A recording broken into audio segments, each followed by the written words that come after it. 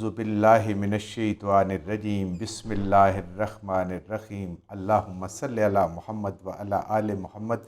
اللہ جل شانہ کا بے حساب کرم احسان اس ذات کا کہ جس نے ایک دفعہ پھر قرآن مجید سمجھنے کے لیے یہاں پہ ہمیں اکٹھا کر دیا۔ آج ہم انشاءاللہ چھٹا پارہ سورہ النساء کی آیت نمبر 158 سے اپنا سبق شروع کریں گے۔ آیت نمبر 158 سورہ النساء۔ اعوذ باللہ من الشیطان الرجیم بسم اللہ الرحمن الرحیم بل رفعہ اللہ الیہ وکان اللہ عزیز حکیما۔ پچھلی آیات میں ہم نے پڑھا تھا پچھلے اپنے سبق میں کہ یہودیوں نے حضرت عیسیٰ علیہ السلام کو سولی چڑھا دیا، ان کو قتل کر دیا، اور باقی لوگ بھی یہ سمجھے کہ شاید وہ مصلوب ہو گئے ہیں۔ اللہ تعالیٰ نے اس قرآن میں یہود و نصارہ کے، یہودیوں کے بھی اور نصرانیوں کے بھی باطل عقائد کو رد فرمایا ہے،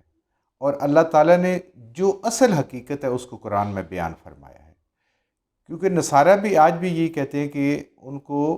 سولی چڑھا دیا گیا اور انہوں نے ہمارے جتنے ہم گناہ کریں گے ان کا کفارہ دے دیا، لہٰذا ہمیں قیامت والے دن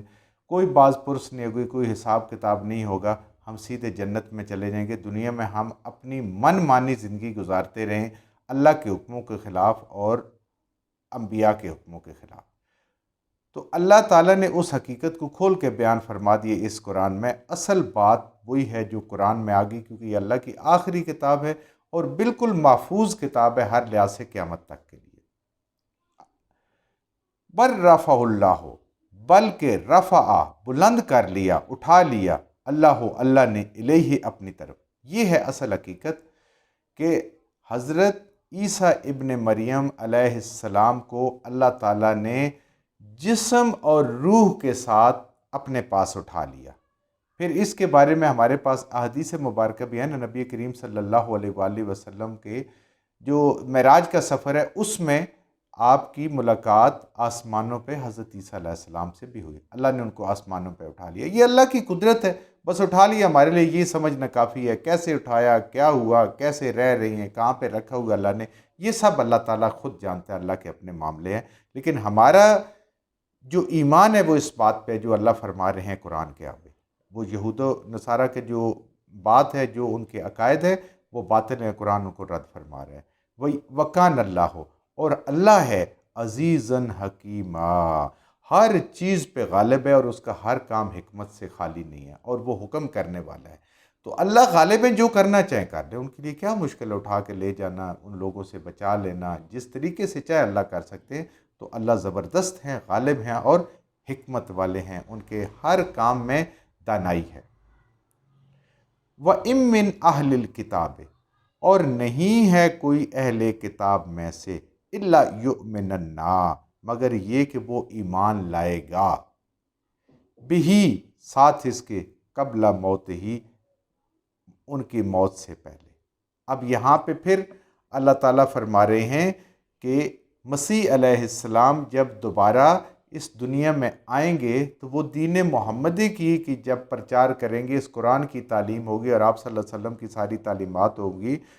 گے، تو وہ جب دوبارہ بھیجے جائیں گے تو اس وقت جو اہل کتاب موجود ہوں گے وہ بھی ان پہ ایمان لے آئیں گے، کیونکہ ایک دفعہ دنیا میں سارے مسلمان ہو جائیں گے نا جب یہ آئیں گے۔ تو قرآن کی یہ آیات جو آج ہم پڑھتے ہیں ہمارے لیے یہ واضح نہیں ہے، یعنی ہماری نظر کے سامنے نہیں ہے، ویسے تو ہمیں سمجھ آتی ہے، تو ان قرآن کی آیات کی حقیقت ان کے سامنے کھل جائے گی کہ ہاں اللہ نے ان کو اٹھا لیا اور یہ دوبارہ ان کا نزول فرمایا وہ آ جائیں گے۔ تو اللہ فرما رہے ہیں کہ ان میں سے اہل کتاب بھی ان کے اوپر ایمان لے آئیں گے ان کے مرنے سے پہلے، یعنی اپنی موت سے پہلے۔ وَيَوْمُ الْقِيَامَةِ، اور قیامت والے دن، یکونو، ہوں گے، علیہم شہیدہ، اہل کتاب کے اوپر، ان کی بدعمالیوں کے اوپر وہ گواہ ہوں گے۔ جو اب ایمان لائیں گے وہ بتائیں گے کہ ہمیں کتاب سے بھی غلط بتایا گیا، ہمیں تعلیم بھی غلط دی گئی اور ہم اس لیے گمراہ ہوئے، اور وہ ان کے ظلم پہ، ان کے گناہوں پہ، یہود کی جو نافرمانیاں ہیں، جو ان کے ظلم ہے، جو ان کی شرک ہیں، انبیاء کو اللہ کا بیٹا بنانا، اور جو گناہ جتنے بھی ہیں بطور سزا ان کے اوپر گواہ ہوں گے۔ فبظلم، اور پس ان کے ان گناہوں کے سبب، من الذین ہادو، ان لوگوں کے جو یہودی ہیں، یہ چونکہ ساری سازش بھی حضرت عیسیٰ علیہ السلام کو قتل کرنے کی سب یہ یہودیوں کی سازش تھی، اس لیے یہاں پہ اللہ تعالیٰ نے ان کو الگ سے مخاطب فرمایا کہ یہودیوں کی جو جرائم ہیں ان کی فہرست بڑی لمبی ہے، اور اس میں کیا ہے، ان کے گناہوں کی وجہ سے فَبِظُلْمِهِمْ مِنَ الَّذِينَ هَادُوا، وہ لوگ جو یہودی ہوئے، حرمنا، ہم نے حرام کیا، اللہ نے حرام کر دیا، علیہم، ان کے اوپر، طیبات، پاکیزہ چیزیں، احلت لہم، جو ان پہ حلال تھی۔ جیسے جیسے اللہ کی وہ نافرمانیاں کرتے گئے تو وہ چیزیں جو ان کے پہ حلال تھیں بطور سزا اللہ تعالیٰ ان پہ حرام کرتے گئے۔ اور ایک تو یہ ان کا جرم تھا کہ وہ گناہ کرتے تھے، اور کیا، وَلَهُمْ، ان کے واسطے ہے، ان کے لیے ہے، وَبِصَدِّهِمْ، اور وہ روکتے تھے، یعنی دوسرا جرم ان کا کیا کہ وہ روکتے تھے لوگوں کو، عن سبیل اللہ، اللہ کے راستے کے، کثیرن، بہت سارے لوگوں کو۔ کیسے روکتے تھے؟ تورات کی اور انجیل کے اندر جو نبی کریم صلی اللہ علیہ وسلم کا آنے کا سارا واقعہ، آپ کا حلیہ مبارک، آپ کا ہجرت، اور حتیٰ کہ یہاں تک بھی علماء فرماتے ہیں کہ ان کی کتاب میں یہ لکھا تھا کہ نبی کریم صلی اللہ علیہ وآلہ وسلم جب اس دنیا سے تشریف لے کے جائیں گے تو آپ کے 1,40,000 صحابہ کرام ہوں گے۔ تو دیکھنے ہماری کتابوں میں یہی ہے کہ وہ کم و بیش 1.5 لاکھ کے قریب ہے، تو ہو سکتا ہے 1,40,000 اس زمانے میں اتنی ایکوریٹ فگر ملنا تو انسان کے لیے بہت مشکل ہے۔ تو اللہ نے ان کے گناہوں کی وجہ سے پاکیزہ چیزیں بھی ان کے لیے حرام کر دیں، بوجہ اس کے کہ وہ روکتے تھے لوگوں کو دین کے راستے سے۔ اب اللہ کی بصد من سبیل اللہ، اللہ کے راستے سے کثیراً، بہت سارے لوگوں، کیونکہ عوام ہی زیادہ ہوتی ہے، علماء تو کم ہوتے ہیں، اور یہ علماء ہی روکتے تھے۔ تو وہ کیسے روکتے تھے؟ وہ روکتے تھے اس طریقے سے کہ دوسروں کو اس کے بارے میں صحیح بات نہیں بتاتے تھے، یعنی زبان سے روکتے تھے۔ پھر جن کو روک سکتے تھے، جہاں ان کا بس چلتا تھا، اس کو قوت سے روکتے تھے، اپنے اس کی معاشی ناکہ بندی سے، اس کے ذریعے سے روکتے تھے۔ اور تیسرا جو روکنے کا سب سے خطرناک طریقہ اللہ کے راستے میں، جو ہمارے لیے بھی لمحہ فکریہ اور ان کے لیے بھی تھا، وہ یہ تھا کہ آپ جس دین کا لبادہ آپ نے اوڑھا ہوا ہے، آپ اس کے ہر عمل خلاف کر رہے ہیں، یعنی ظاہراً دیندار ہیں، کسی یہود کے ساتھ تعلق ہے، نصرانیوں کے ساتھ تعلق ہے، یا آج ہم مسلمان ہیں، لیکن ہمارا عمل قرآن کے خلاف ہے، ہمارا عمل سنت کے خلاف ہے، یہ بھی باقی لوگوں کو دین سے روکتا ہے۔ باقی لوگ جب یہ دیکھتے ہیں کہ ان کی کتابوں میں تو کچھ اور لکھا، اور یہ تو وہی کر رہے ہیں جو ہم کرتے ہیں، تو پھر ٹھیک ہے، کوئی ضرورت تو نہیں ہے کرنے کی، اس کا مطلب ہے اس کے بغیر بھی کام چلتا ہے، کیونکہ ہم یہ ساری کتاب اور سنت کی خلاف ورزی کر کے پھر بھی دھڑلے سے سب کے سامنے کہتے ہیں کہ جنت ہمارے لیے ہے، تو وہ کہتے ہیں پھر ہمارے لیے بھی ہے۔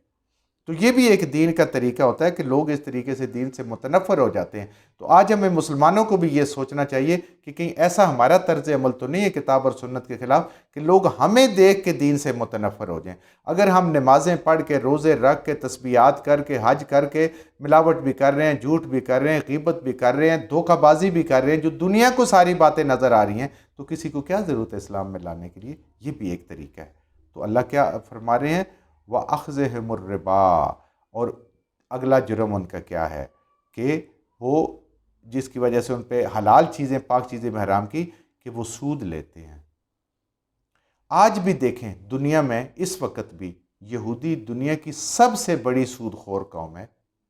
اور سب سے بڑی دولت کی حریص اور دولت کو جمع کرنے والی قوم ہے۔ کسی اور قوم میں اتنا لالچ نہیں ہے دولت کا جتنا ان کے ہے، اور جتنا سودی نظام، اور انہوں نے اس کو مذہباً حلال کر لیے ہے کہ غیر یہودی سے لینا تو عین ثواب کا کام ہے، اس کا مال ہڑپ کرنا اور اس سے سود لینا۔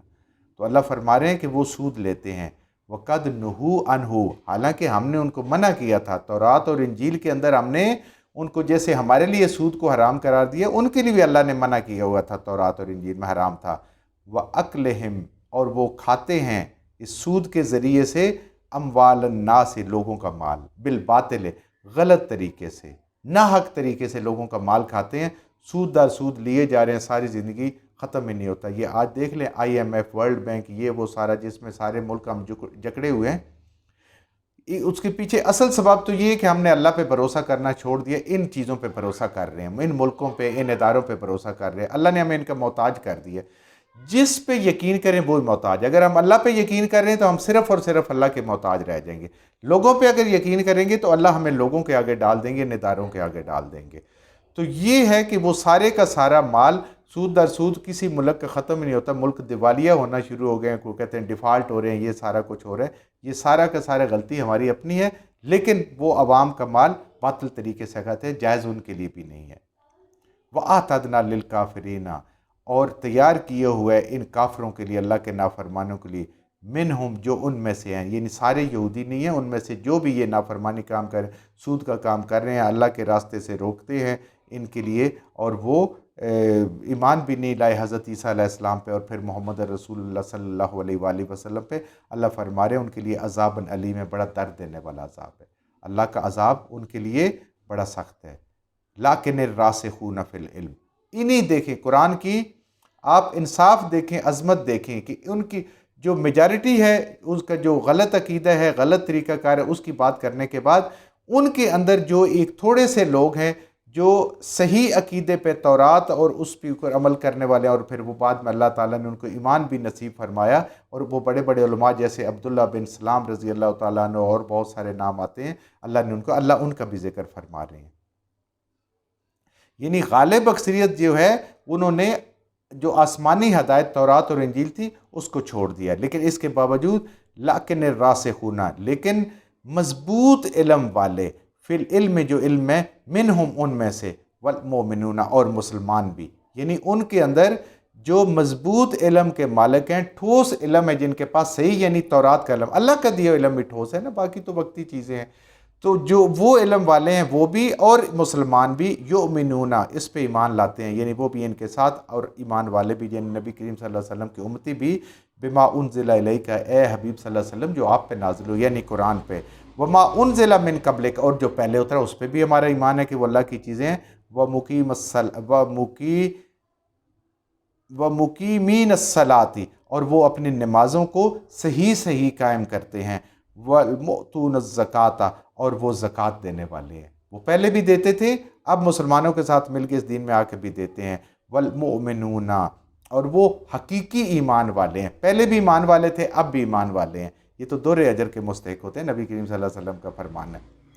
باللہ، اور وہ حقیقی ایمان رکھتے ہیں اللہ پر، والیوم الآخر، اور آخرت پہ، آخرت پہ ایمان ہی انسان کے سارے عقائد کو، سارے اعمال کو سیدھا رکھتا ہے۔ اولئک، یہی لوگ جو اہل کتاب میں سے بھی ہیں اور ایمان والے مسلمانوں میں سے بھی ہیں، سنؤتیہم، ضرور عطا فرمائیں گے اللہ تعالیٰ ان کو، اجراً عظیمہ، بہت بڑا اجر، اللہ تعالیٰ کا اجر عظیم ہے جس کا انسان احاطہ نہیں کر سکتا، اندازہ نہیں کر سکتا۔ اللہ فرما رہے ہیں کہ اس وقت بھی وہ دین پہ قائم تھے، آج بھی دین پہ قائم ہے، اور مسلمانوں کے ساتھ ہو گئے ہیں، اللہ تعالیٰ ان کو اجر عظیم عطا فرمائیں گے، نمازیں صحیح طریقے سے پڑھ رہے ہیں، زکوٰۃ ادا کر رہے ہیں، اور یوم آخرت پہ ایمان ہونے کی وجہ سے ان کے اعمال بھی صالح ہیں۔ اللہ تعالیٰ ہمیں عمل کی توفیق عطا فرمائے، صحیح سمجھ عطا فرمائے، جو کچھ ہم نے صحیح صحیح پڑھا اللہ ہمارے ذہنوں میں، دلوں میں بٹھا دے، جہاں جہاں پڑھتے ہوئے بولتے ہیں ہم سے غلطیاں ہوگی، اللہ میں معاف فرما دے، اور ان غلط باتوں کو ہمارے ذہنوں سے، دلوں سے اللہ کی ذات نکال دے۔